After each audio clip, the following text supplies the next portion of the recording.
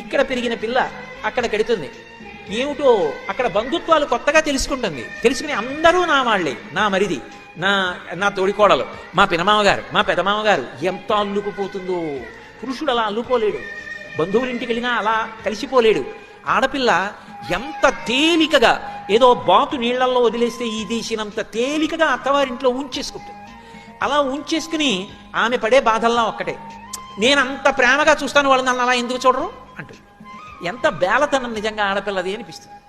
అదే ఎంత ఐశ్వర్యం ఉన్న ఇంటిని మెట్టనివ్వండి, ఇది నాది అని చెప్పడానికి అధికారం పొందింది. పుట్టిల్లు అంత ఐశ్వర్యవంతమైన ఇల్లు కాదు, కానీ అన్నదమ్ముడు ఏదో శుభకార్యం చేసుకుంటున్నాడంటే నెలలు నెలలు కష్టపడి ఉండిపోతుంది ఆ అన్నదమ్ముడి కోసం. ఎంత ప్రేమో పుట్టినిల్లంటే, తోబుట్టువులంటే. ఆ తోడబుట్టినవాడు శుభకార్యం చేసుకుంటే పీటల మీద కూర్చొని ఉండగా మంగళహారతి ఇవ్వడానికి మురిసిపోతుంది నా హక్కని.